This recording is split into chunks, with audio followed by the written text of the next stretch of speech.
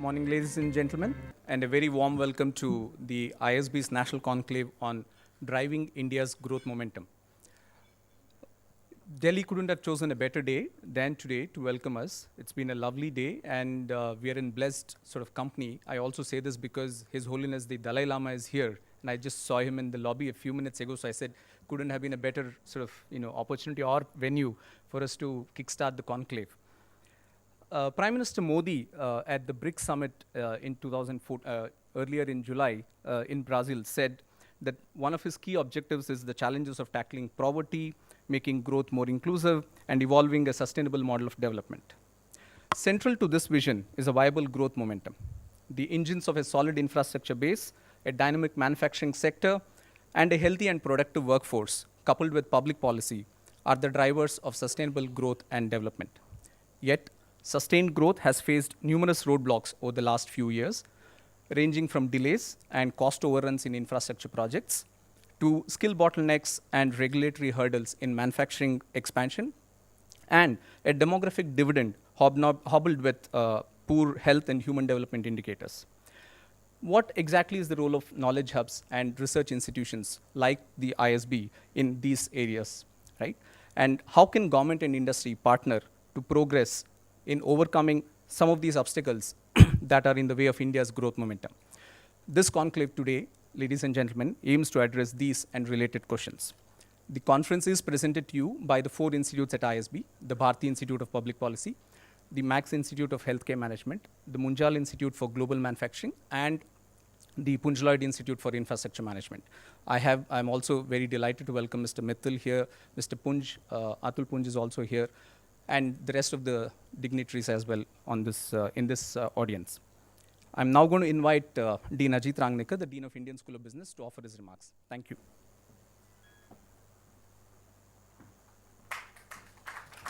Thank you, Guru, and good morning.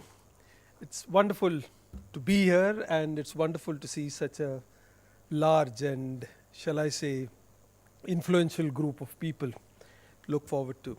So welcome to what I think is just the first of many annual conclaves that ISB expects to host. About 17 years ago, I think it was 1996 or 97, a few visionaries got together and said that India was going to take its rightful place in the community of nations in terms of business. And they put their faith, therefore, in building an institution which would serve both the national and the global cause. In 2001, ISB opened its doors. And when I stand here today, I want to salute some of them, including some who are here, for having that foresight. In just 7 years after inauguration, ISB was ranked amongst the top 20 business schools in the world. One would generally think that that would be enough of an achievement, but it wasn't for these visionaries. They decided to therefore take another leap of faith and to open a second campus, this one in the north of the country, in Mohali. And for a change, instead of doing as all schools all over the world do, just do the plain, simple, vanilla MBA, they decided to focus on 4 major issues of national importance. So recently, when media keep asking me, have you started the manufacturing initiative because of Prime Minister's Make in India? I like to say no, we thought of it at least 7 or 8 years ago. And all these 4 initiatives, manufacturing, infrastructure, healthcare, and the glue that holds it all, public policy, were thought of long back, somewhere around 2007, 2008. Obviously in India, to build something, to create something of high value takes time, and we think that today, as Anupam said, this is our coming out ceremony, that today for the first time we're saying let's showcase what we do and let's take it forward to the world. So what are we doing that's different? So in manufacturing, as an example, we are also focusing, apart from really ensuring high class, global quality manufacturing? How do we upgrade the SMEs in this country? How do we bring them to be globally competitive also? In healthcare, a recent study by a consulting company said that if we have to increase the life expectancy of an average Indian to 80 in the next 20 years, we are going to require somewhere around 3.5 million more hospital beds. The number itself is so staggering that unless we completely relook at this entire issue of healthcare and look at prevention, where 1 rupee of prevention saves you 10 rupees of healthcare. And how do you do that most cost effectively using technology? How do you overcome the last mile problem without losing quality and so on, are going to be major challenges that we look forward to in healthcare. One speaker at ISB's Capital Markets Conference, Artha, in Mumbai recently made a statement which I thought was simple truism. You cannot be bullish on India without being bullish on infrastructure. And that's extremely true. Infrastructure is an absolute imperative in this country. And how do we create and manage to resolve this huge big challenge, not only of talent, but of public-private partnerships, of making sure that we have the capability both in the private sector and the government to manage these kind of issues. And finally, of course, the public policy. We at ISB have always believed that it is not our job to criticize governments. There are enough people in this country who do it. Our job is to work with the government, and be it any government, to work together to further enhance the public policy creation and its implementation in this country. So the Institute for Public Policy, and you'll see many of these issues, is working on many important issues. For example, food security in this country, energy security, financial security, and so on. So this is a start. We hope to showcase to you what we are doing. But more than that, I think we should be very clear where all of us come in. We see our role threefold. First is to provide the best possible education. And the best possible education in these 4 sectors is now going to be our big priority. Second is to provide insights through rigorous data-based research. And the third is to create platforms like this, where we bring the government, the industry, and the academia together to solve and to come out with solutions for the country's needs. Our commitment is twofold. We will not make political statements. Whatever we say will be based on rigorous data analysis. And we seek no favors, and we don't worry about its negative implications. We will say what is right. We guarantee you that. And the second commitment we make is that whatever we do, we'll do it to the highest world-class quality. But it's only together that we can collectively bring our insights to solve this country's problems. Today is just the first step. I invite all of you to be long-term partners with this school, to be long-term partners with our 4 institutes in Mohali, and make this a great annual success. Thank you.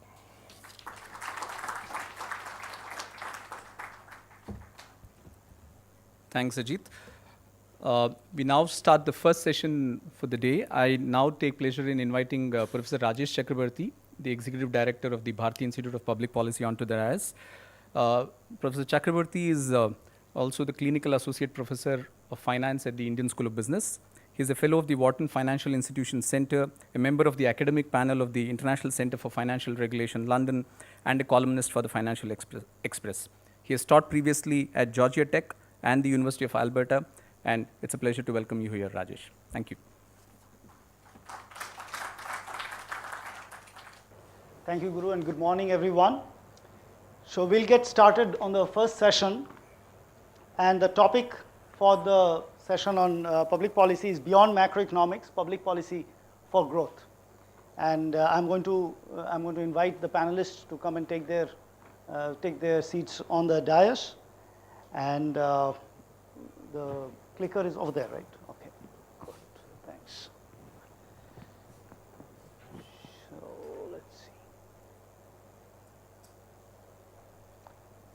It's my honor and privilege to welcome Shri Arun Mehra.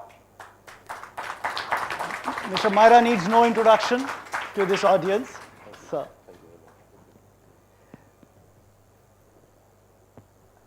The next person that I would like to join, I think he is already on call. Now let's see if we can make the audio work out. Professor Bhaskar Chakraborty. Bhaskar, are you there? I'm here. Thank you for your flexibility in letting me join by phone. Oh, wonderful. It's a pleasure to have you with us, Bhaskar. So Professor Bhaskar Chakraborty is Senior Associate Dean of International Business and Finance at the Fletcher School. Fletcher is our partner school at the Bharati Institute, and it has been a strong partnership over the last 2.5 years of our existence. We have worked together in research, we have worked together in developing major programs, including the one that we are going to roll out come April 2015, the Management Program in Public Policy, which is jointly developed with Fletcher, and where Fletcher will have a very strong participation in the faculty of that program. So Bhaskar, welcome. May I invite Professor Deepak Lal.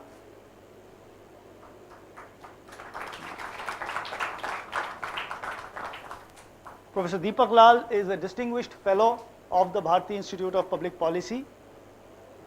And Deepak is James S. Coleman Professor Emeritus of International Development Studies at UCLA and Professor Emeritus of Political Economy at the University College London. And in his many avatars, he has taken on several roles, including of being an IFS officer quite a while back, also part of the Planning Commission at one time before he went over and became an academic. So welcome, Deepak. Next, may I invite Dr. Prachi Mishra to join us. Prachi is with the IMF, and also she is 5 days old now at the Reserve Bank of India.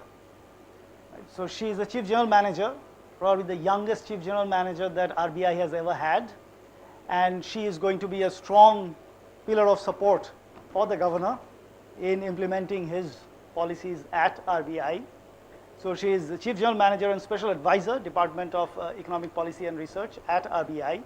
Formerly, she has been a senior economist at IMF and senior economist at the Office of the Chief Economic Advisor when Governor Rajan was the CEA, and also a member of the PM's, also advisor to the member of PM's Economic Advisory Council, Government of India. And finally, may I invite Mr. Rohit Modi to join us.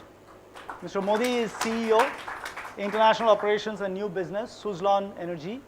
He is a former IS officer and has occupied several senior positions in the Government of India and the State Government of Manipur.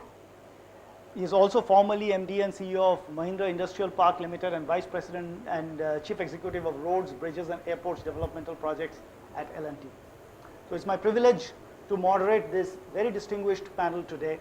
And without further ado, may I request Shri Mehra to deliver the keynote. Thank you. Thank you, sir. Good morning. Thank you. I'm really honored to be here with this eminent set of people here, and actually intimidated by the qualifications of the other panelists who are here with me this morning. My qualification to be here is that I've sat for the last 5 years in the cockpit of India, from where one gets a perspective into India which is very unique, and I don't think, perhaps other than the Prime Minister, one can get that perspective. Every year in the Planning Commission, each Chief Minister would come and make their case about how well they are doing and hopefully get some suggestions on how to improve further. Every year, every ministry would come and plead for assistance funds to make themselves more effective and explain how they thought they were doing very well. And in the Planning Commission, for myself, being from industry, it was a great opportunity to meet with several friends from industry who would drop in and say, you have a few minutes. It was much easier for me now, rather than flying to many places, they would come and one could meet so many people. And civil society, I got to work with hundreds of organizations in civil society also. So with this perspective into the efforts being made to make policy and implement policy in various areas in the country, I was able to fill notebooks after notebooks of observations, thoughts, ideas, and side by side every night read another book on the subject of, planning, public policy, and the technical subjects, each of them also, like infrastructure, manufacturing, or health. So I do have at home now, as my wife said, what are you going to do with these 2 cupboards full of books and notes? Well, I'm digesting them, and I'm going to give you a first flavor of what I have learned in these years. Firstly, the subject is beyond macroeconomics, public policy for growth. And I first make an assertion that a policy is not a document. It is a process. A public policy, and my definition now, is a process to make things happen that citizens and policymakers desire should happen, and which will happen by the actions and changes in behaviors of many actors, including the citizens too. To make things happen that policymakers and citizens desire to make happen, and that they will happen provided the actions and behaviors of many people, including citizens, change accordingly. Similarly, I might say that strategy in the corporate world, which is the close cousin of policy in the public realm, is also a process and never a document. Many years ago, when Atal Bihari Vajpayee was Prime Minister of the country, he was presented by one of the most eminent think tanks associated with the consulting company in the world, most eminent, the 9 strategies, so macroeconomic strategies, for India to grow much faster. And Shri Atal Bihari Vajpayee, a very practical man, said, "ये सब तो हम भी जानते हैं, पर बात ये है, ये सब होगा कैसे?" It is implementation. In 2002, several of us from different industry sectors in this country, leaders of companies in those sectors, in healthcare, in manufacturing, in the IT industry, and others, got together voluntarily and said there seems to be an opportunity in the large number of young people that we have in this country and not enough money in our government budgets for development. And on the other side, the much fewer young people that the rich countries that have the money have. They don't even have enough to sustain their own society. So what could be the strategies, the opportunities for India to realize much faster growth and many more jobs for the young people in the country? And we did work together, asked for people to support us with facts and research, and had some very good debates.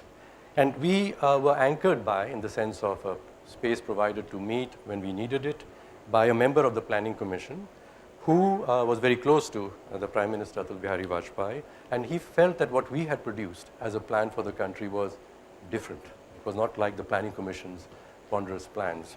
So he suggested we go and present this to the Prime Minister, but he said, "You described what needs to be done and very effectively, broadly, how it is to be done, but you haven't laid out who is going to do exactly what.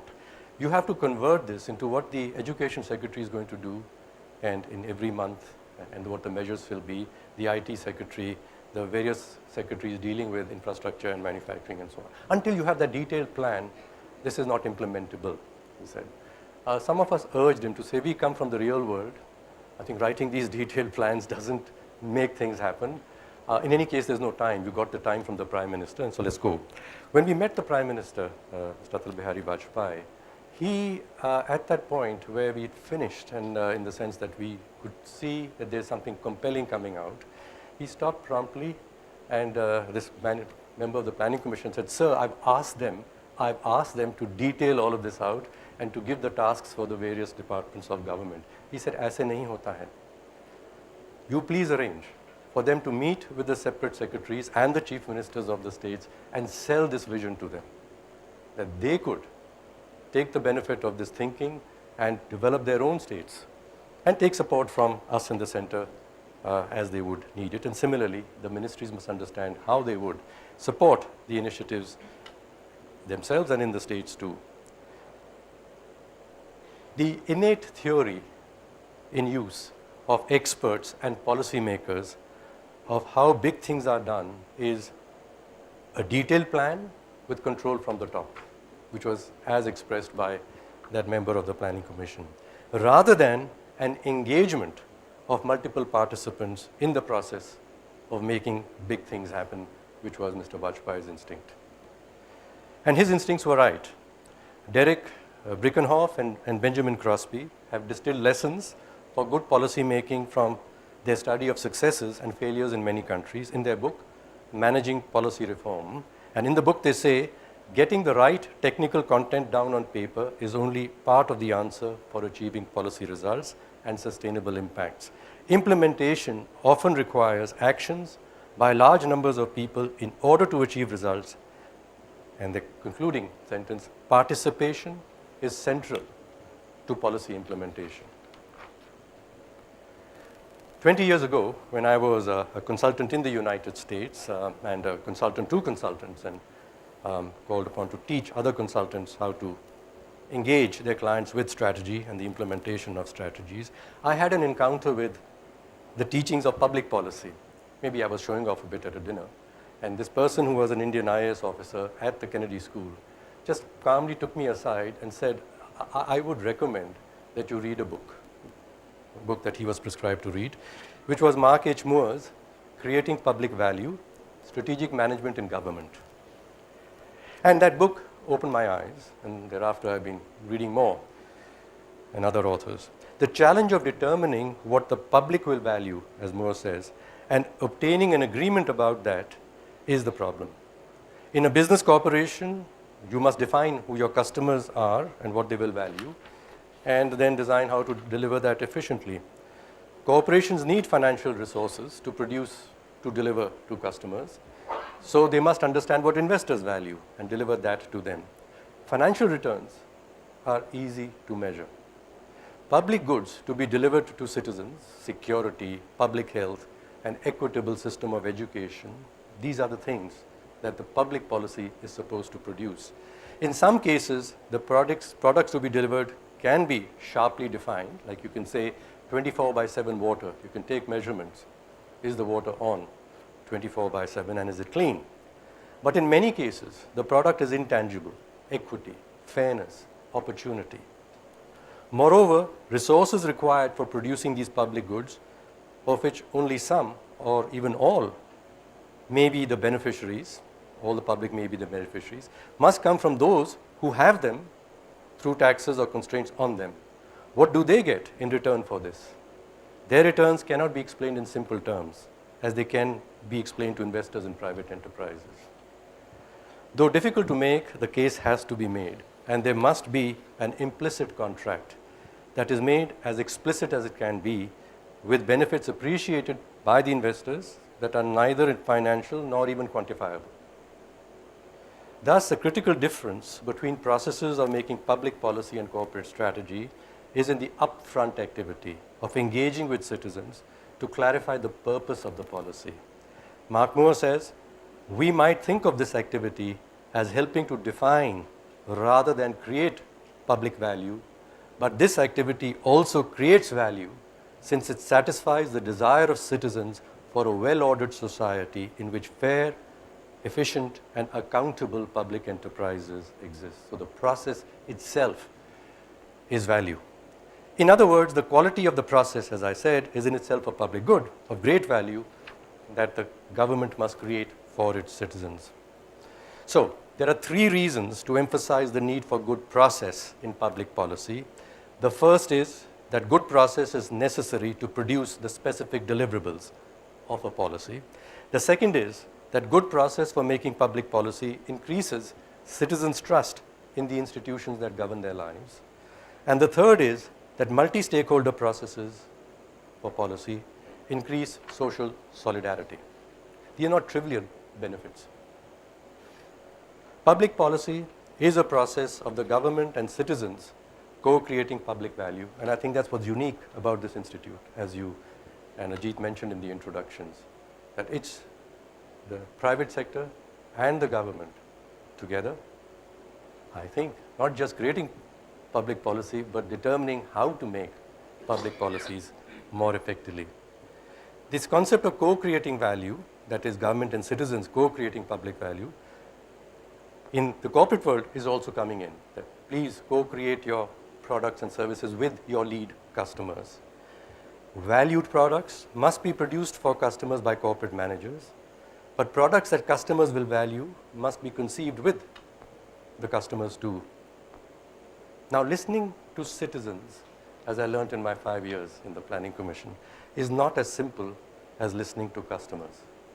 Economist A.O. Hirschman explains the difference in his book, Exit, Voice, and Loyalty.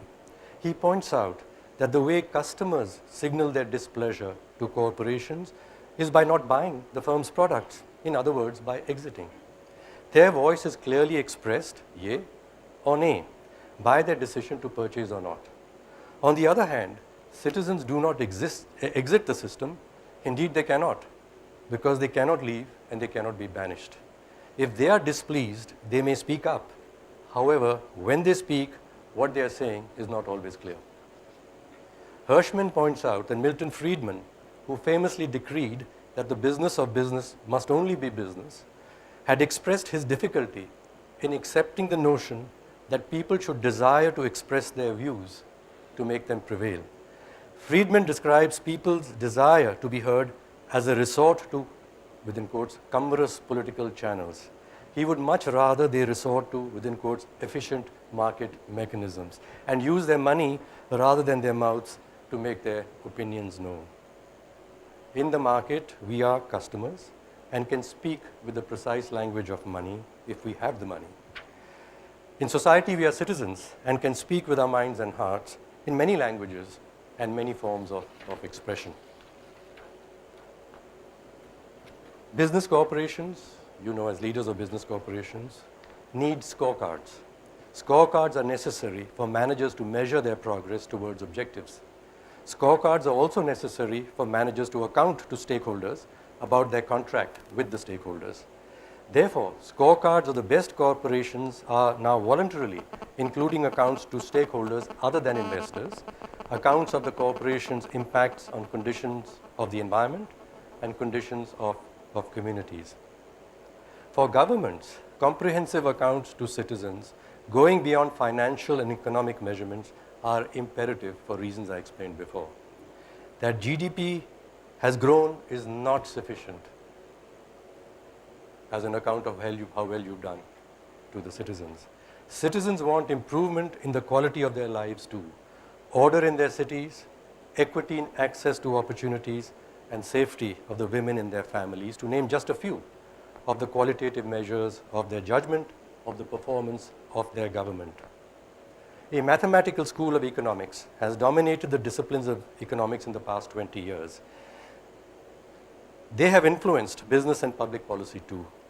Milton Friedman is one of its high priests.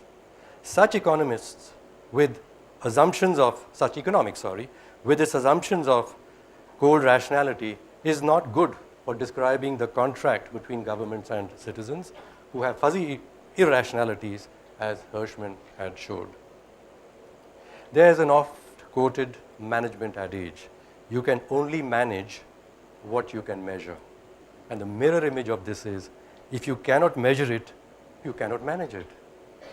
Therefore, economists have been dismissive of politics, because politics is the management of aspirations, of power, and relationships, none of which is mathematically measurable, but all of which are forces that shape societies and are forces that must be harnessed for shaping and implementing public policies. Economists say that politics comes in the way of good economics. But as Mark Moore writes, politics is the answer that a liberal democratic society has given to the analytical, unsolvable question of what things should be produced for collective purposes with public resources. Good politics, I'll come to the process, is the art of surfacing and reconciling contending views. And to produce faster growth, the benefits of which macroeconomists point out will benefit everybody, we need better processes for resolving contentions amongst stakeholders. the need for better processes to remove the myriad bottlenecks that are impeding the growth of India's manufacturing sector became evident when business leaders and government got together in the last 5 years to develop a plan to accelerate the growth of India's manufacturing sector, to grow jobs, which, has been mentioned before, has become imperative for sustaining the country's social stability. Projects to build the energy and transportation infrastructure are stuck because contentions among stakeholders are not resolved. Disputes end up in the courts where they take a long time for resolution after several appeals. They should be resolved where they arise between the stakeholders. Disputes arise at the center, where the Honorable Prime Minister pointed out on this last Independence Day, ministries are taking each other to the Supreme Court to resolve differences amongst themselves. Many more disputes between agencies and between stakeholders arise in the states too, and in our cities. Millions of disputes at many levels are impeding the growth of the manufacturing sector, including differences between employers and employees within the manufacturing units that are retarding the development of skills and competitiveness. Therefore, while developing the manufacturing policy, it was recognized that the document of the policy would be useless without the capability to implement it. ये सब क्या होगा कैसे? ये तब होगा जब लोग मिलकर समझौते से करेंगे. Therefore, as an essential part of the strategy to convert the policy into reality, the Planning Commission focused on how we would propagate best methods for stakeholders to work together to convert contentions into collaboration and confusion into coordination, so that we could implement our collective intentions stated in the policy and actually produce the outcomes we want. This was the genesis of the India Backbone Implementation Network, or IBIN, which has been growing since then. IBIN, like the total quality movement that infected Japan in the 1970s, seeks to spread around good methods to be applied in various places to improve systems performance. IBIN-like methods must be an essential ingredient of a process to achieving our national goals for manufacturing. In the Planning Commission, we would meet, all of us members, at least once a week, and sometimes more when special subjects were being discussed. So we knew what was happening and being developed by each of us. And the Planning Commission recognized that IBIN methods are essential, not only for the manufacturing sector, but the energy and infrastructure and healthcare sectors too. Where too, we will achieve our public policy goals only by converting rampant contentions to collaboration and the manifest confusion into coordination, and thus convert intentions into implementation. Finally, let me conclude with recent emerging insights into the essence of the process of business strategy, as well as the essence of the process of economic development and growth. Indeed, the essence is the same. Walter Kitchell III, in his book, The Lords of Strategy, published in 2010, records the history of the development of corporate and business strategy disciplines. Many frameworks for corporate strategy have been promoted by consultants and management gurus over the past 70 years, and my former company, pretty famous for cows and dogs and other things too. Kitchell concludes that after experimenting with all these, the emergent view is that the essence of a good competitive strategy is the ability to adapt in a changing world. Therefore, the best strategy for a business corporation, he notes, is learning how to learn. Learning how to learn. India's manufacturing sector has not grown well in the last 20 years, in spite of the liberalization of the economy. With the opening of the economy in 1991, we also adopted the Washington Consensus that industrial policy is a bad idea. Therefore, our manufacturing sector has been drifting along all these years without a guiding strategy or policy. In 2009, some of us in the Planning Commission and in Indian industry said we cannot go on like this. We met economic historians and thought leaders to understand the process of industrial growth. Their consensus was that industrialization, which has been the principal driver of economic growth of all large countries so far, is a process of learning. Enterprises in these countries learned to produce what they could not produce before. And when they learned to produce more efficiently than other countries, they got ahead in competition. So industrial growth is a process of learning. Those who learn to learn faster get further ahead. Therefore, the best industrial policy is a policy to stimulate learning in enterprises, and for government to learn how to stimulate learning in enterprises. industrial policy must not be a top-down resource allocation and control policy as India's was before the 1980s. But how do enterprises learn faster? And what conditions must be created for them to learn faster? This is what policymakers must learn. Moreover, policymakers and enterprises must learn together as they advance. Thus, industrial policy making must be a dynamic process. Deng Xiaoping expressed it very well in his aphorism, we must cross the stream by feeling the stones underfoot. But his point was that the people actually doing things on the ground, which move us forward, the enterprises, are in conditions in which they don't know, and it's slippery, tough, and they are trying to move forward. We, above the water, with our abstractions, must take the signals from there. And for that, we need a good spine to make sure we get the right signals, and we tell the rest of the body to adjust its weight, its policy weight, to support the direction that is emerging for the feet on the ground under the water to move. So I come back to the idea of a good backbone for the coordination between doers and learners and many doers together. Joseph Stiglitz, I mentioned to you, no, I haven't yet, so let me mention him, and Bruce Greenwald in their book published this year called Creating a Learning Society, a New Approach to Growth, Development and Social Progress, say creating a learning society should be one of the major objectives of economic policy. And they go on, quote, success in this endeavor can have a far greater impact on increasing long-term living standards than ascertaining how to increase resource allocation or resource accumulation or reduce short-term allocative inefficiencies. The good news, Stiglitz and Greenwald say, is that there's a lot already known about the process of collaborative organizational learning. Policymakers should turn to this knowledge rather than delving further into macroeconomics to stimulate sustainable growth. The subject of our discussion this morning is beyond macroeconomics, public policy for growth. At the outset, I defined public policy as public policy is a process to make things happen that citizens and policymakers desire should happen, and which will happen by the actions and changes in behaviors of many actors, including the citizens too. But now I end with a sharper definition. Public policy is an ongoing process of learning through systematic consultations amongst stakeholders who change the conditions in which they operate together and thereby produce the outcomes that they want. Thank you very much.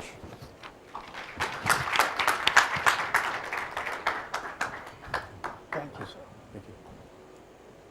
Thank you, sir, for that wonderful setting of the stage for the entire day's proceedings, if I may say so, perfectly, of course, for our session. Now, may I invite Dr. Prachi Mishra, a young but already experienced policymaker who has to deal with the day-to-day problems, challenges of the economy, and let's see what her thoughts on policymaking from the field is. So I'm absolutely delighted to be here. It's my ISB week, I think. I was in Mohali last week for a panel discussion on BRICS Bank. So thank you very much, Shri Mayra, for the very enlightening, keynote. I also, let me start by saying that I really liked what the, Dean said in his introduction, that, what we'll say will not be political. We'll actually make statements which are based on rigorous data analysis and research. And in that spirit, I'll take a slightly different route than what the keynote speaker took. And although the topic of the discussion is beyond macroeconomics, I'll actually set the stage by giving you some background and present some macroeconomic data which can set the discussion which can perhaps set the discussion for the panelists going forward. Yeah, it just reacts with a little lag, but.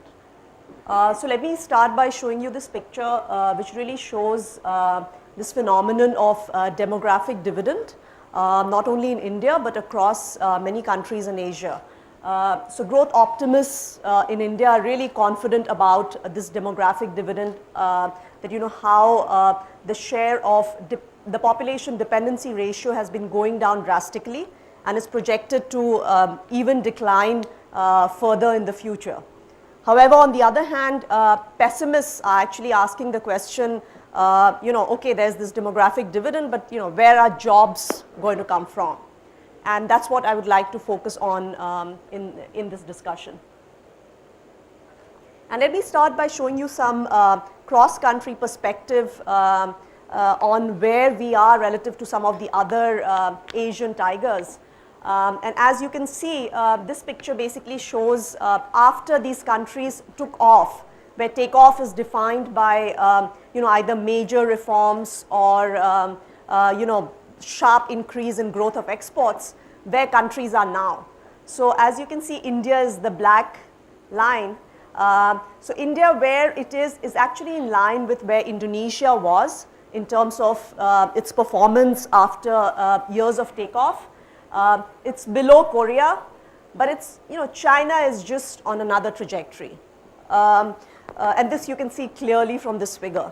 So what are the underpinnings of strong Chinese growth? There are two key factors.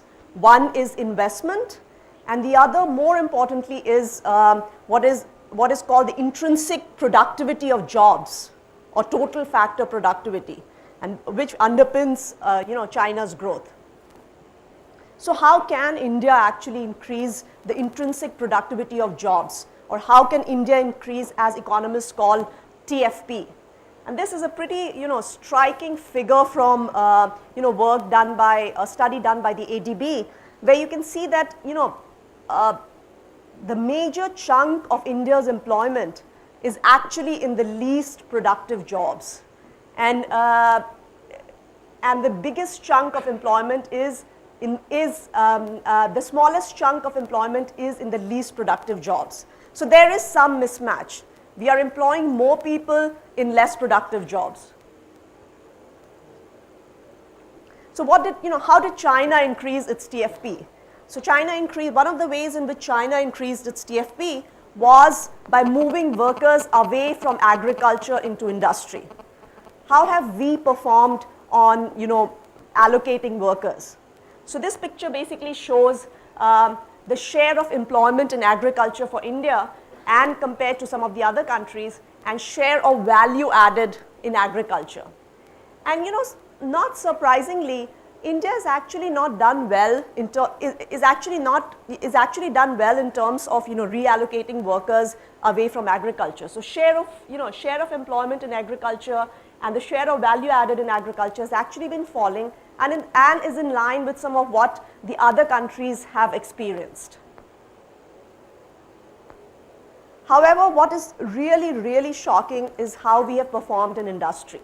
So if you look at industry, so the share of employment in industry in India has been growing. However, the share of value added in industry has been absolutely stagnant. And this is a pretty alarming conclusion, if you look at this chart. So we are basically, putting more workers in the least productive jobs. And the reason behind that is twofold. Industry also includes construction. So a lot of employment is in construction, which is low productivity. And the other thing is we are also putting workers into informal jobs. So informality is a big part of the industry story. The picture is really mixed for services. What we see in services is, the share of employment in services has been pretty stagnant and has been actually much below, countries like Korea or Indonesia experienced at similar levels of development. However, services is actually very high, high value added. So if you look at the value added in services, it's way higher than for some of the other countries. So this is, the bottom line is pretty alarming. So we are employing a lot of people in the least productive jobs, and where the productivity is the highest, which is the services sector, we are actually employing very little people. So this is, this is sort of a stark contrast, creating, where jobs are productive, we don't employ people. Where jobs are least productive, we are increasing employment. And this is the contrasting story between industry and services.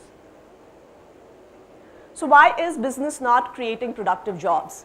I just wanted to lay out the reasons, which are pretty well known, regulations, funding, quality of infrastructure, land, and labor impediments.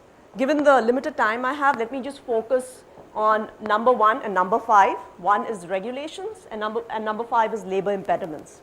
On regulations, I think we all know the story. India ranks 173rd in the World Bank's Doing Business Index. If you look at how much it takes to start an electricity connection, or if you look at exit processes, we typically rank very low.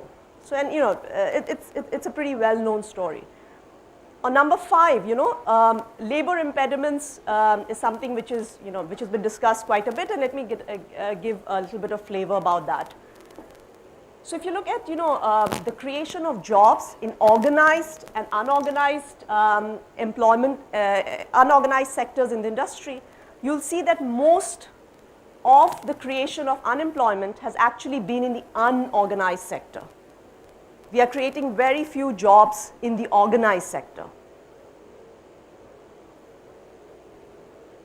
And so one of the reasons you hear often is labor laws and labor regulations. But at best, the international evidence is mixed on the importance of labor regulations. Why? Because if you do a lot of these surveys, firms actually know how to get around these regulations. So this picture just shows that we are a labor abundant country. Still, our capital to labor ratio has been rising at a very fast pace. So firms are increasingly using capital intensive technologies in a labor abundant nation, which itself is a puzzle.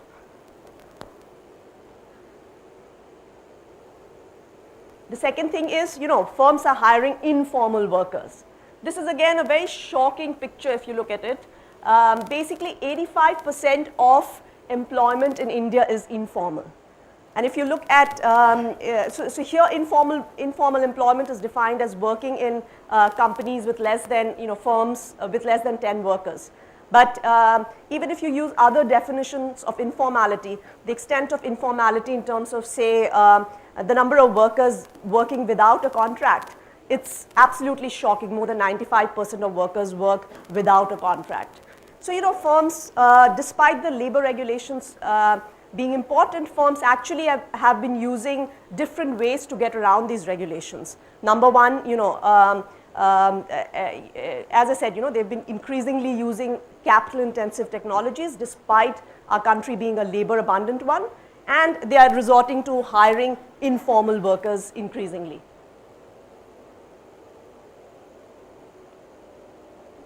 So what is the way forward on labor?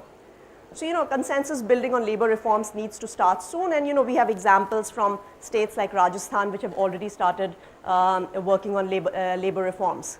But ultimately, one has to think about some intermediate structure between that lies in between long-lasting employment and purely informal workers. So there's some sort of an intermediate contract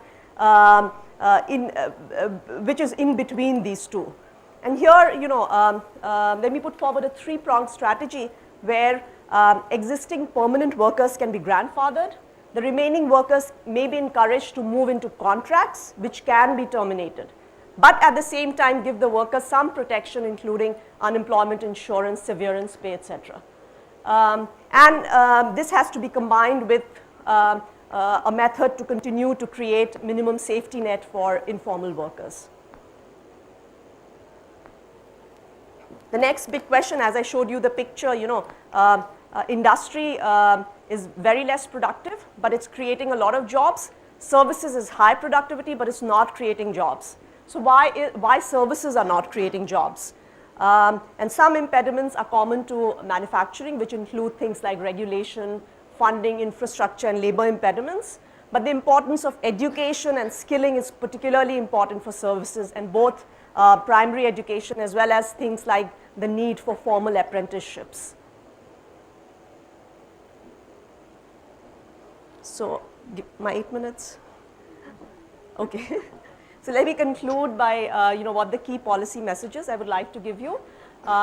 Some of my work which I did at the Ministry of Finance actually for the economic survey came up with these conclusions that India really needs to focus on an agenda for creating productive jobs outside of agriculture, which will help improve the demographic dividend, but at the same time improve livelihoods in agriculture.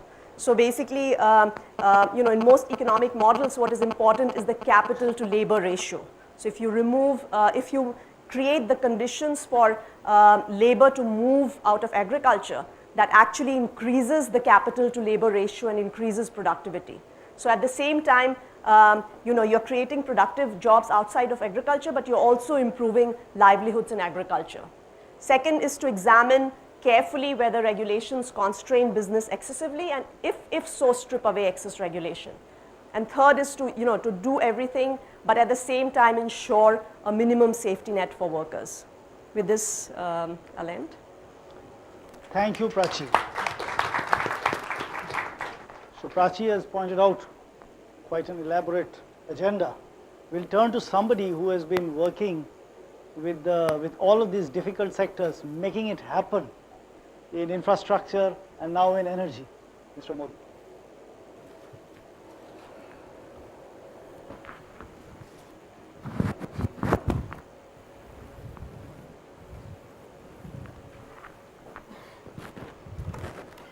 Thank you, Rajesh.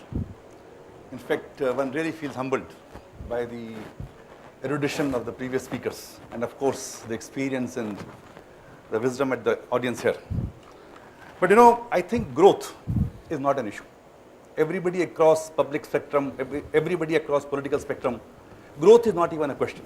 Issue is whether it's growth with equity, somebody will say inclusive growth, somebody will say sabke liye growth. The matter is the same. Everybody talks of growth for everyone, fundamentally. And for me, in fact, Mr. Mayur took an example of Mr. Vajpayee. And I thought that was an outstanding example actually, he took lessons from management. And let's take the simple case of the highway development program, which Atul and I have closely been associated with in a different manner. What is the management mantra? There should be clarity of purpose.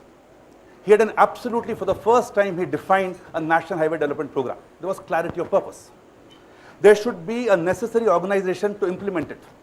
NHAI, which was an act passed in 1989, an organization lying dormant for 10 years, he revived that organization. There should be delegation of authority. He made NHAI board completely self-sufficient. They did not have to come to government. He put Secretary Expenditure, Secretary Highways, Secretary Planning Commission, everybody on the NHAI board. He said the board will take all decisions. And they will just come to the government, to the cabinet, for a program approval at a 54,000 crores level. So he created an empowered organization. He gave them resources. You have programs, but that could actually be wishful thinking. Fortunately for him, Mr. Chidambaram had already started the road cess, but that was only on petrol. He had the courage to do it on diesel, which changed the game from 600 crores per annum to 4,000 crores per annum, and now 8,000 crores per annum at that point of time. With that, he changed the dynamics from a national highway development program.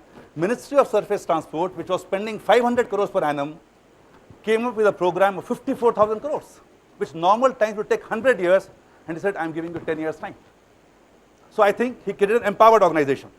And he created a review and monitoring mechanism. That was not where his genius lay, that any management guru will do. His genius lay in reconciling political differences. His genius lay in changing conflicts of interest to convergence of interest. The way he went about allocating the road fund is where was his genius.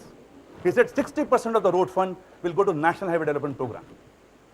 He said balance money will get divided between state roads and between rural development program. Actually, the way it went was 100% of the petrol cess and 50% of diesel cess is what will go to national highways. The balance 50% of diesel cess, which was the politically contentious issue, he said will get divided between state highways, ROBs, and rural highways. And suddenly, the huge conflict of interest became convergence of interest.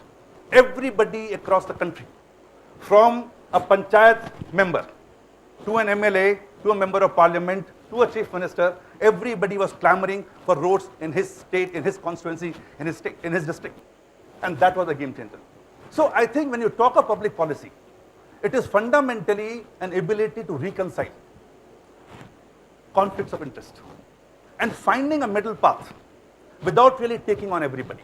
Because the moment you are taking on people, you are creating contentions, you are creating tensions, which is not constructive criticism. And I think that is where our organizational structure or the constitutional structure of India comes into play. Yes, you have a dominant leadership, and I will come back to that point. But I think I just wanted to start, and thank you, Mr. Mehra, for actually giving me the thought process. For me, Mr. Vajpayee is steering the entire highway development program, which today is taken for given, was the best example in not just making public policy, but actually implementing public policy and making it an imperative and engine for growth. Now come back. You have issues, as again Mr. Mehra mentioned, and we started on this. You create a public policy. And I think the title could not be anything better. It is beyond macroeconomics. It's not about macroeconomics. It is about geopolitics. It's about actual politics. But that's a... Excuse me,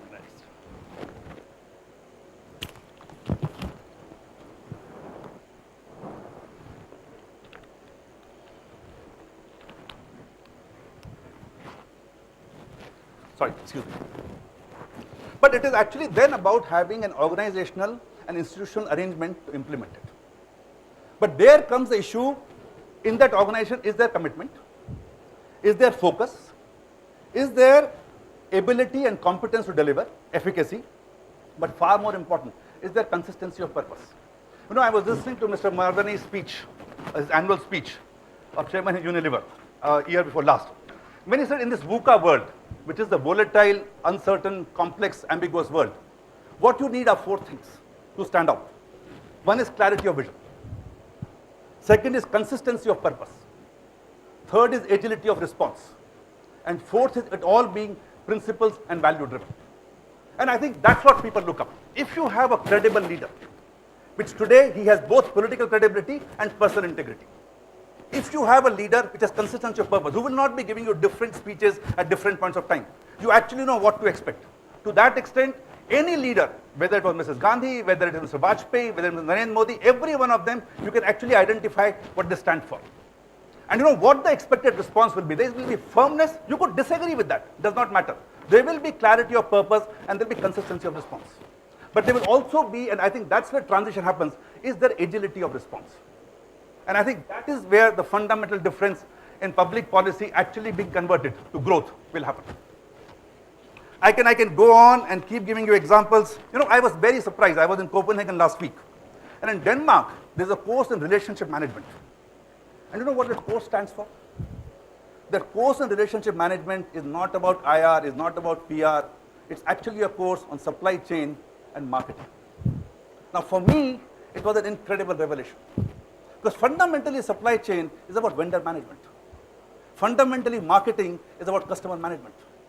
So they've actually combined a course on supply chain and marketing into a course on relationship management. And I thought it was outstanding. This is one of the few examples you could take across. You look at the present dispensation, what have they done? You look at 4 issues which are addressed here. He has come back with Swachh Bharat. Between Ganga rejuvenation and Swachh Bharat, 70% of the issues of healthcare will actually get taken care of, because I think most of them are waterborne diseases, and one can go on to that. On the issue of manufacturing, he has come back with 2 things: skilled India and make in India. I think between skilled India and make in India, the fundamental issues of manufacturing are supposed to get addressed. On issues of infrastructure, he has gone a step further. He has said, I will actually now post my doer ministers in the respective ministries. And I will avoid conflicts of interest, so he puts coal and power under one minister. He puts Mr. Suresh Prabhu into railways. He puts Gadkari into roads and shipping and ports. Now these are all people who have a track record for being efficient managers, for actually making a difference. So I think he has also said the 2 constraints are environmental issues, which he's obviously done a lot already to ease them out. We need to see the outcomes. And land. I think if you can do this, half the issues of infrastructure will actually get resolved. He will get them down to people who will sort issues out. Clearly, funding issues and policy issues are there. And there I want to give you an example of my sector, which is the wind energy sector. You see, in 2011-12, we did something like India is 3.2 gigawatt of wind energy. On 31st March 12, both the accelerated depreciation and GBI went away. And next year, in 12-13, India came down to 1.7 gigawatts of wind energy. 50% market crashed because policy support vanished. In 2013, midway around, GBI came back. It was announced in the budget speech, but was finally notified in September. On the floor of the parliament in July 2014, they announced accelerated depreciation back. Now what has it done? And what has the government done, including the previous government? You have restored the GBI at a higher level. You have reintroduced accelerated depreciation. You have created a national clean energy fund by which the latest guidelines, which were actually done in the previous government's time in December 2013, which says on wind energy projects, you could get up to 300 basis points lowering of cost. Actually, IREDA will give you funds at 2% to 5% from banks. Now, on 70% of funds, which means effective cost of borrowing comes down by 300 basis points for a project, which changes the hurdle rates completely and dramatically. And then they say that expenditure on renewable energy qualifies for CSR spend. The moment it qualifies for CSR spend, and you say CSR spend is mandatory for 2% of your profits, look at the market and the demand it creates. Then they go back. Everybody talks of walk the talk. He says, let's first talk, and then we'll walk the talk.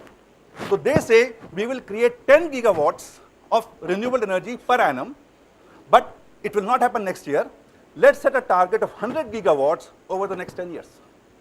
Now, for an energy-starved country like India, which has about 250 gigawatts of installed base, which needs to go up to 700 gigawatts of energy requirement, if you say over the next 10 years, I'm going to get you 100 gigawatt from solar and wind and renewable energy, look at the momentum it generates to the sector.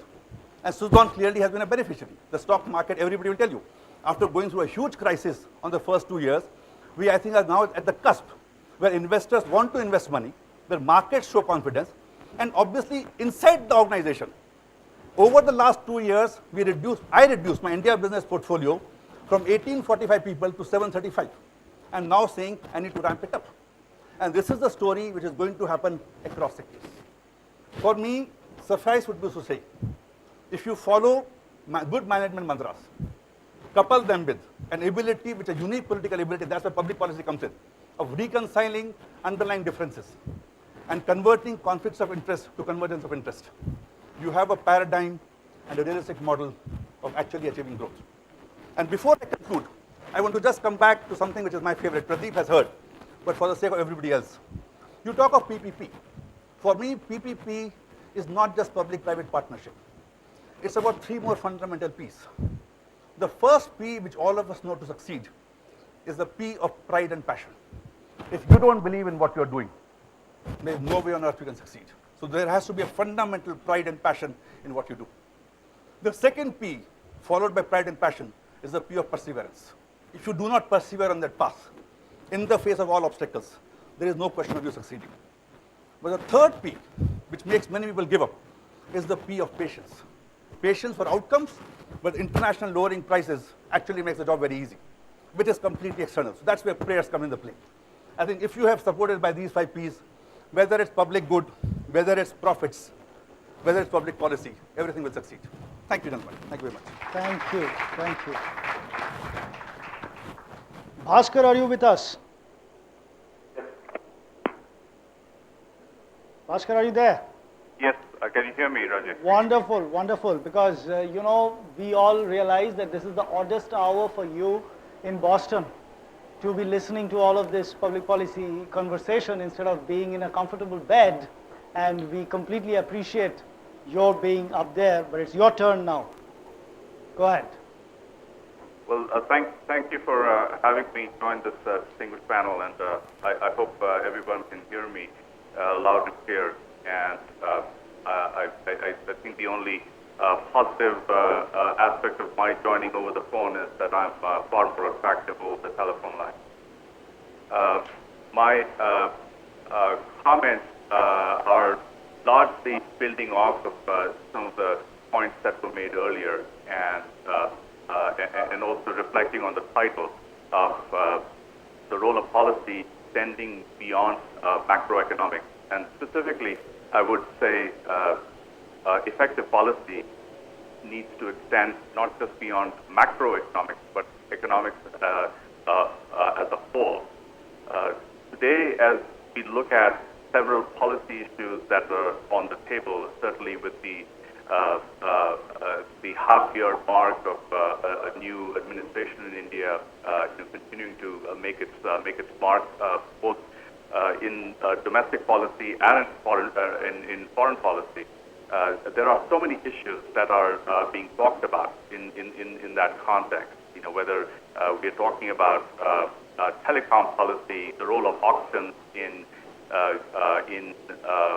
redistributing wireless spectrum among existing and new telecom players, or the role of India as part of the BRICS collection or coalition of nations, or our somewhat more futuristic policy issues in the context of developing smart cities. And many, many more.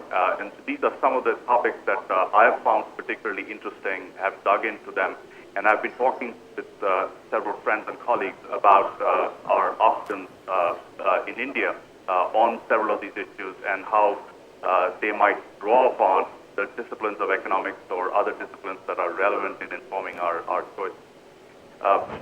Just thinking about auctions itself, this was one of the earliest uses of, shall we say, the most conceptual aspect of microeconomics in redistributing public property to private hands. And it's kind of ironic that in India today we are having a debate about whether auctions should be used at all, or auctions should be used with caution to distribute wireless spectrum. Because of so many other considerations that must be taken into account that go well beyond the consideration of getting the highest price from the bidders in an auction. And I consider it particularly ironic because here in the United States, we've just raised $34 billion in wireless auctions here, and there is a fair amount of celebration in certain quarters. And having been part of a group that recommended auctions in the first place for distributing wireless spectrum back in the 90s, I take a certain amount of both pleasure and a certain amount of humility in thinking about how the precepts of microeconomics has played into public policy, and where it has actually produced some good, and in many cases has produced a lot of unintended consequences. And very often, as economists, we don't look at those unintended consequences because they extend well beyond the limits of our discipline. So the primary lesson I take away from that is that I think economics is a good starting point, but it is definitely not the end point of a policy deliberation. When I think about our foreign policy options, India's foreign policy options vis-a-vis the other emerging markets, we have created a policy to, for instance, to become a member of a BRICS bank. And it seems like this is a decision that seems to have been made largely on the basis of an acronym, which may or may not have a fundamental economic basis to it, other than the fact that these are the largest emerging market countries. So by some economic measure, they can be clubbed together. But once you start putting in the considerations of geopolitics and the internal political structures of these disparate economies, somehow the policy argument for putting this group together into the same club, considering them the same way, making policy decisions in lockstep across these countries seems to make less and less sense. So once again, economics takes us only a few steps, and then we have to launch into other disciplines to better inform our policy choices. Finally, on the issue of smart cities, here again, I find it exciting to think about, if not 100 smart cities, even 10 smart cities, or even one smart city in India that meets some of the goals that I've seen outlined in several policy documents. It would be quite exciting to see even a single one of these cities built from scratch. And I've seen similar cities in China, which currently many of these cities actually, on paper, they look like wonderful constructs, and they had very strong business models and economic arguments that had been made to justify their creation. However, when you go to these cities, even today, many of those cities are like ghost towns. Nobody actually lives there. And so once again, one wonders whether the economic justifications for creating some of these cities might be running much further ahead, much faster than the sociology of the people who are expected to populate these cities. And this is another point of caution that I'm hopeful that our policymakers will keep in mind. I'll conclude with a couple of observations based on Mr. Moira's, I think, a very wonderful parallelism that he drew between the process of creating policy and the process of creating strategy. I think this is particularly appropriate in the context of the Bharati Institute of Public Policy because it is located inside a business school. So this is an ideal situation where a lot of the learning of strategy can be transported to the learnings of policy making. And strategy, of course, is a derivative of economics. And I think there are several aspects of strategy that we emphasize in our classes in ISB and in business schools the world over. And I would hope that as we make the translation from strategy to policy, we adapt and modify some of the key learnings of strategy. One key learning of strategy is the idea of bargaining power. This is pretty much the first lesson in strategy that comes right out of the pages of Michael Porter that we teach in practically every strategy class. Now, bargaining power is a wonderful place to build off of economic principles and decide how to make resource allocation decisions in the context of firms that are competing within an industry. But bargaining power can become an extremely dangerous principle of allocating resources when we are in a policy context. Largely because what you do is you create an exclusionary society based on who has the maximum leverage in the society. So I would caution us to look at that fundamental principle of strategy and make sure we adapt it to the socio-political concerns about inclusion and balancing our concerns of fast and pointed growth with inclusive growth. Another key aspect of strategy is our emphasis on focus. We should focus our resources in the highest return areas. And here again, policy needs to adapt that particular principle to satisfying multiple objectives. And sometimes these objectives are diffuse, sometimes they're easy to measure, and some of them are very difficult to measure. As Mr. Moira pointed out, measurement is incredibly important. And we have to be creative in terms of how we measure our policy objectives and make sure that focus does not become the enemy of balancing the needs across many different objectives. And finally, a principle of strategy that has to do with a belief that the world is converging to a common future, to a common destiny, because we are all interconnected across our borders, and we're interconnected by telecommunications networks. No matter how fast and how quickly India and the various parts of India develop, India will always remain a unique country, a unique market, and a unique society. And the notion of convergence, sometimes we tend to forget that almost every environment requires its own unique approach. And very often in business schools, we tend to forget these regional differences. We tend to take a generic approach to strategy, and we pray that these global generic approaches will apply everywhere. And I'm sure our policymakers are keenly aware of the idiosyncrasies of India, and I would just hope that some of that awareness of our idiosyncrasies within India or within any other developing market for that matter filters back to the way we think about strategy economics and the policy education within the ISB and in the Bharat Institute of Public Policy. Thank you. Thank you, Bhaskar. May I turn to Deepak now to sort of put the whole discussion in the broader frame and wrap up, sort of connect thoughts. I know it's a very challenging task. Is this working? Yeah. Well, I'm going to just tell you 3 stories. That's the only way to sort of do this. I'll begin by saying I'm an economist. Okay, despite remarks being made about my friends Milton Friedman, etc., I think they got it right.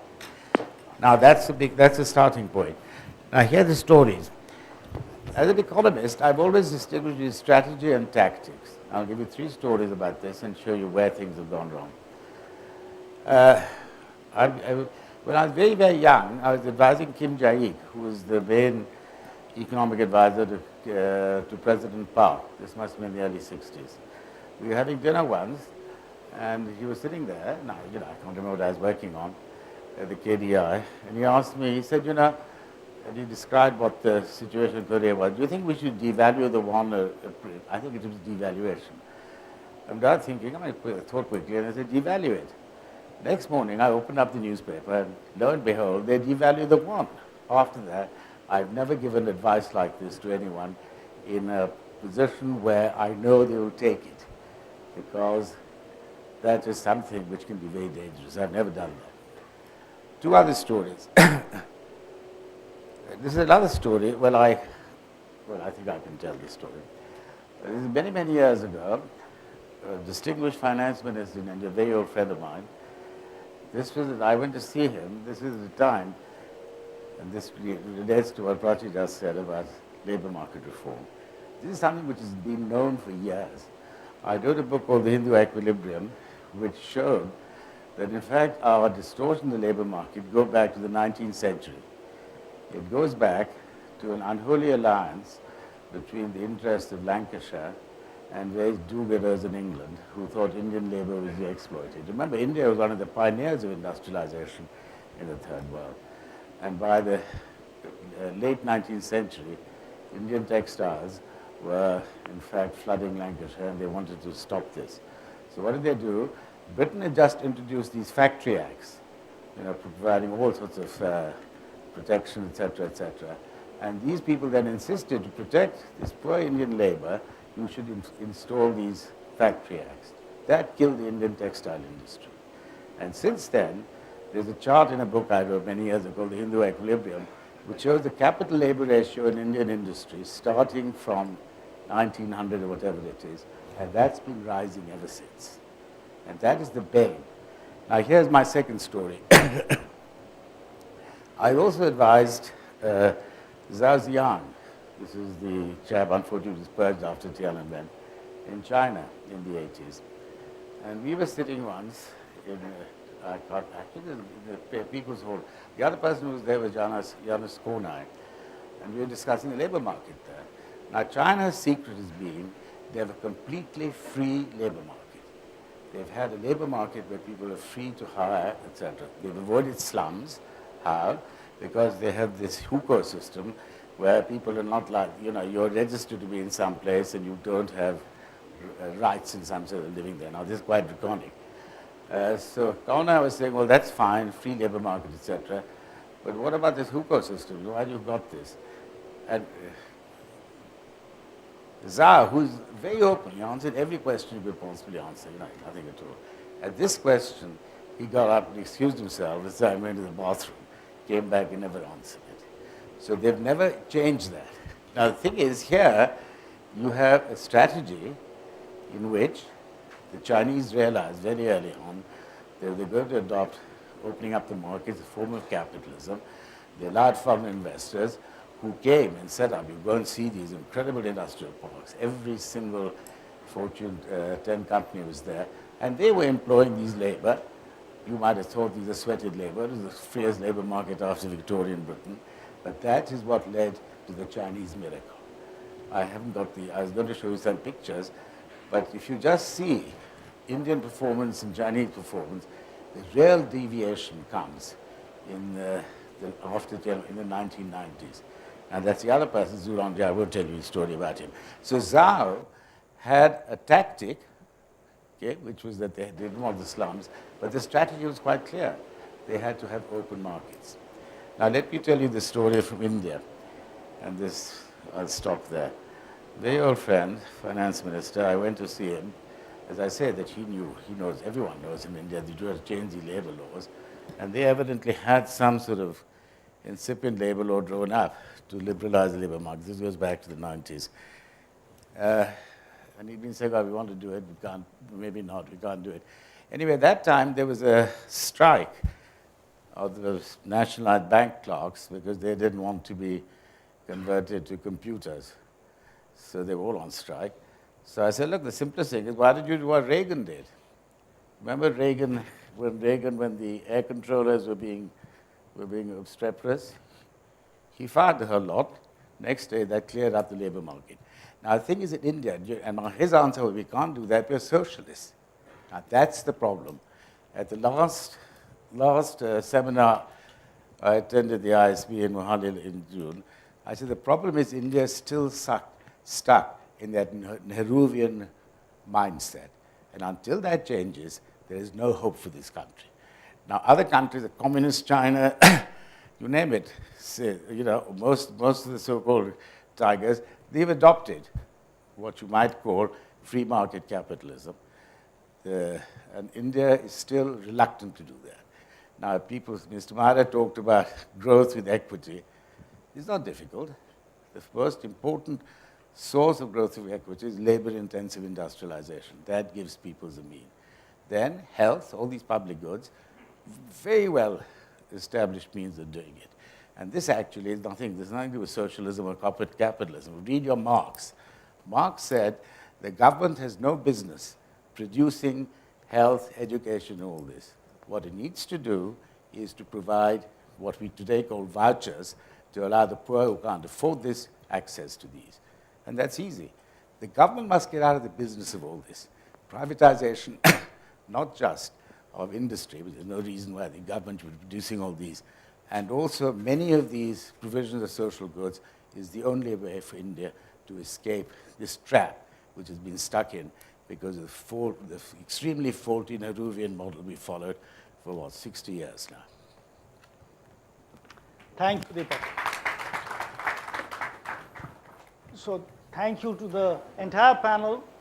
Now, if I would not try to summarize this very extremely varied discussion that has happened, coming at this very broad question that we set for ourselves from different angles, if I may just put one remark here as I was listening to everyone, it struck me that people are looking at this issue, which is a very complex issue, and it's difficult to say how many perspectives we need to put our arms around that issue of growth-oriented policies.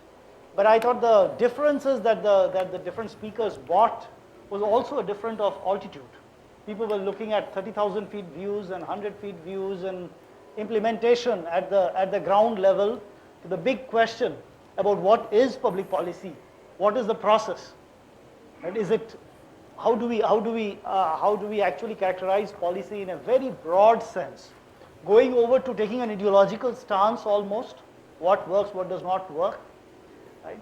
So also as on the efficacy of the new government doing all bold steps, which is clearly we will not be in a minority today to praise the new government.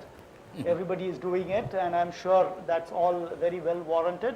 Except that in past years, a Chinese premier once said that, well, it's too early to tell the effects of the French Revolution, so maybe we'll leave certain things to history, and some distance in time is needed when the effects come.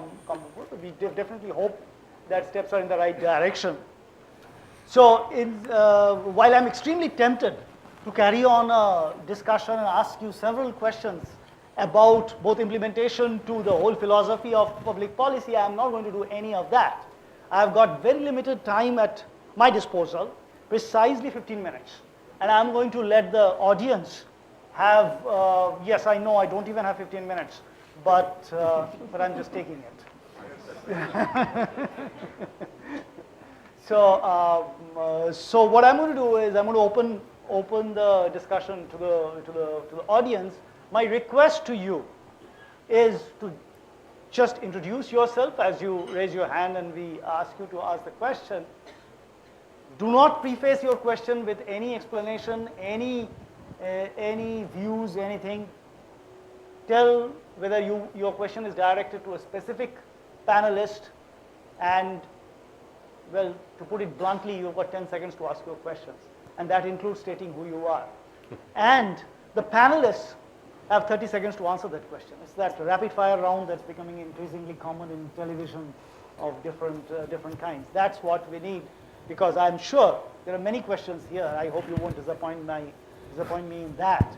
Can I see the hands? Questions? Comments?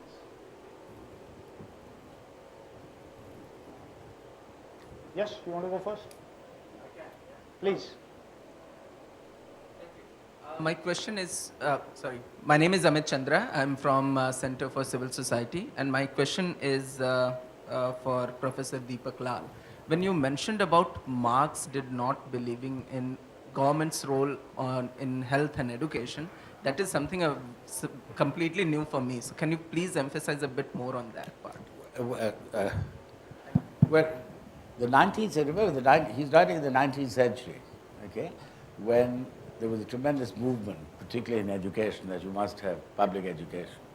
And he says no reason for having the state producing education, similarly with health. What you need is, because this can be provided perfectly adequately, what you need is to make sure that people who can't afford these can get access to it. The government should finance, not produce these public goods. And that is, that is, if you like, the classical liberal position of taking my bill. People like me still take it.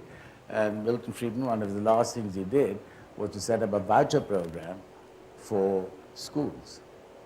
And that is the ideal, and that, I think, is the only way to go in India, because our public sector has completely failed, despite Mr. Maharaj providing any public goods in this country. It's a disgrace. All right. Yes, please. My name is Tushar Pandey. I head the Public and Social Policy Management function at Yes Bank. Question to any one of you, but maybe Mr. Deepak Lal in particular. How far has corruption played a role in non-effectiveness of Nehruvian or post-Nehruvian policies vis-a-vis that if we were able to perhaps control it better, many of the planning would have had much larger effects, even though it may be Nehruvian in nature? This reminds me, I was in the Planning Commission in, 1970, I can't remember, working with D.P. Dhar. And at that stage, I stood to my people in the Planning Commission saying exactly what you are saying. They're saying, the terrible, because at that time they said all these businessmen are corrupt, so we can't trust any businessman. That was just the other line.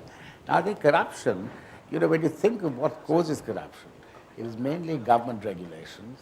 It's the fact that you've got the planning system itself means that there's discretion. Anyone who's got discretion to give you goodies of one sort or the other, that obviously leads to corruption.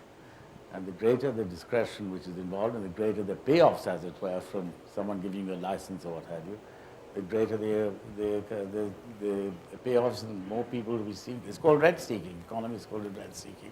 And that is a very, very important source. And another important reason why, in fact, you want liberalized markets, you want to as free markets as possible. And one of the good things I've seen that Modi's done is by putting all this, using a sort of IT, etc., to cut out these discretionary decisions is a very, very good way of cutting rid of that. Before I get back to the next question, I just cannot resist the temptation to follow up on this one. You mentioned your experience at the Planning Commission. You have been at the Planning Commission for the last 5 years. There's been a lot of criticism about how the Planning Commission has functioned. Your reaction on this whole idea of shutting it down is, did we throw the baby out with the bathwater, or? No, actually, there's several of us, and I was charged by the Prime Minister, Dr. Manmohan Singh, at the start of this last Planning Commission to think about whether we need that institution at all or some other institution for today's needs.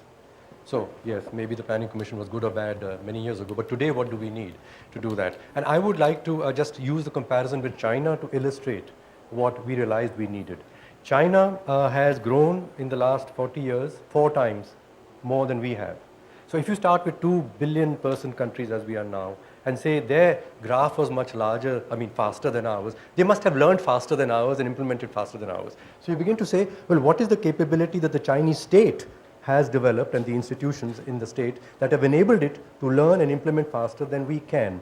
So the Planning Commission must find these methods and questions and give them to whoever is responsible for producing the results, the states or the ministry. So that one. The second is, yes, China today has a labor market situation which is not ours, because maybe in the previous century we went and installed the Factories Act and so on and so forth. Now here's the point, that China has not given labor much rights. We have given labor much rights. To give labor rights they don't have is easier to manage politically. To take away what people have is more difficult. So our process of reform cannot be the Chinese process. The end result that we want may be the same. But even on that, conditions are different. Today, it's the 21st century. If we were to say, well, it's okay not to have a Factories Act and safety requirements and children working today, we as a society won't accept it, and certainly in international trade, we'll be a pariah. So we have to use examples carefully, if I might say, both of, well, there's no method or process, but where we want to go also. And lastly, I liked what you said about the labor reforms. You said we need a process. The point is, for 25 years, I know, the industry people have been demanding labor law reform, and the unions have been demanding labor law reforms, and we in the India Backbone Implementation Network a year ago got them both together and said, just talk to each other. They both repeated their positions. Then I asked the question, how often have you said it to them? Sir, 100 times. How often have you said this to them? 100 times. It seems there's no listening going on over here. So let's start. And so this it's an octopus. There is skill development, there is safety, there is also the issues about, yes, representation of people so that they are not smothered inside enterprises, and certainly flexibility for the enterprise, but in some fairness to go. So they're putting the issues together and say, we need a solution today in India, and that solution coming from the two stakeholders together can inform the government what law it should change and how. Thank you. But you want a very quick react on that one? Just 10 seconds? Yeah, it's just, labor regulation is not, we should not think about it as a binary. If you do, if you reform labor regulation, that's it. It has to be thought of, very carefully, as Shri Myra said, that, in the context of the bigger picture, in the context of infrastructure development, it has to be thought of as a broad package rather than thinking about it as binary, that if you do labor regulation reform, all problems will be solved. Thank you. Can I just, I'm very tempted to say, in the US, they talk of similar immigration reforms for the last 25 years, and nothing has happened. The problem is there also is exactly the same story. The problem is that both proponents have a certain view of what that reform is, and they're unwilling to budge from their position. I think that's where the problem lies, not in the willingness to sit back and just say we need reforms. Last question from the audience, please. Subodh Agrawal from Government of Punjab. A little question, or call it a suggestion, any panelist may choose to respond. You think we could get around this problem of reforming in a politically sensitive environment by delegating certain things to the states? Different states may move at different speeds. The ones that move faster may set an example for others. Trying to do everything at once at the center may be a lot more difficult. Just a thought. Bhaskar, you want to comment on that? Yeah, I think we definitely have to recognize the fact that different states and different parts of the country are going to move at different speeds. And the role of the center is to lay out a broad framework and recognize that the implementation of policy, and this goes back to something that Arun reminded us of, which is that it's not just enough to formulate policy. Perhaps the even more difficult and more important aspect of policy is the execution and implementation. And the implementation happens at the ground level, and it happens at the state and even at the local level. And the speed with which that implementation and execution happens depends on the institutions that are on the ground there. And many of those institutions are underdeveloped, and we know that. So we have to be mindful of the different speeds across across all of India, and the policy needs to be respectful of. So I certainly think that the center can only go so far in terms of laying out a broad vision, but ultimately policy is delivered at the ground level, and it's delivered not just at the state level, but at the local level, at the municipal level. Thank you, Bhaskar. I know we have many questions to ask. Unfortunately, we are completely out of time. So we'll have to stop here. And I want to thank the keynote speaker and the panelists present and also over the voice, over the telephone for an excellent panel discussion. And I'm sure some of the remaining questions you will have a chance to discuss with the panelists over tea in the next few minutes. And my colleague Kaushiki is just bringing the mementos. Bhaskar, we'll have to mail yours to Boston, but you won't be deprived. So, absolutely. Thank you. Thank you very much. These are bonus. Thank you. Thank you.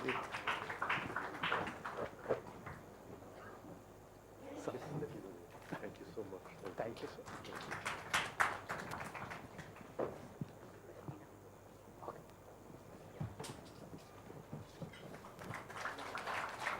Thank you.